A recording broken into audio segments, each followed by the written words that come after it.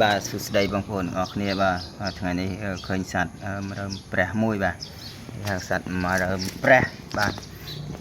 វែងហើយធំណាស់បងប្អូនអូយជើងមិននិយាយពីជើងវាវិញជើងច្រើនមែនតើបងប្អូនអូយឥឡូវបងប្អូនឃើញវាបាទវាពេលដែលវាដើរទៅអញ្ចេះជើងវាគឺមានចលនាទាំងអស់បាទជើងវាគឺកម្រើកទាំងអស់តែម្ដងបាទអត់មានជើងណានៅស្ងៀវទេបាទបងប្អូនហើយធំមែនតើមើលព្រះមួយនេះធំមិនខ្មៅក្រឹបតែម្ដងបាទអូខេឥឡូវបងប្អូនจะមើលខ្ញុំមើលឆ្កឹះវាមើលឆ្កឹះថាតើពេលវាផ្ងាឡើងលើហើយនឹងពេលដាក់ជើងវាចុះក្រោមមួយណាវារត់លឿនជាងអូខេ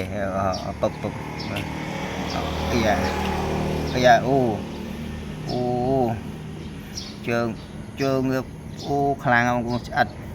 ឆ្កឹះអត់ចង់ផ្ងាវ៉ាវវ៉ាវ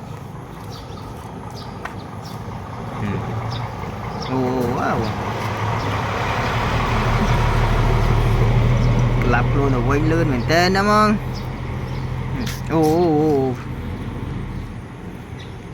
វ៉ាវ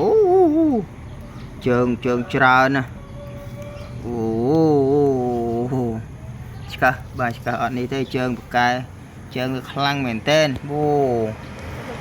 វ៉ាវធំមែនតើអូយ៉ាហើយបើនិយាយពីជើងមកមើលជើងក្រោមវ៉ាវជើងវាឆ្អិតដែរហ្នឹងបាទធំមែនតើបងប្អូនបាទហើយបើនិយាយពីជើងវាបងប្អូនដឹងសត្វប្រភេទនេះមានជើងវាចំនួនប្រមាណទេបាទភាសាយើងគ្រប់សត្វផ្សេងយើងដឹងជើងមានជើងប្រមាណនេះចឹងទៅតែបាទនេះជើងវាច្រើនពេកបាទជើងវាច្រើនពេករាប់មិនអស់ទេអូខេបាទមានបងប្អូនណាដឹងថាសត្វប្រភេទនេះមានជើងប្រមាណទេបាទជួយខមមិនប្រាប់ផងបាទជួយខមមិនប្រាប់ផងមានជើងប្រមាណបាទសូមអរគុណច្រើនដល់ពុកម៉ែបងប្អូនទាំងអស់គ្នាបាទដែលបានតាមដានទស្សនាវីដេអូនេះតាំងពីដើមរហូតដល់ចប់បាទ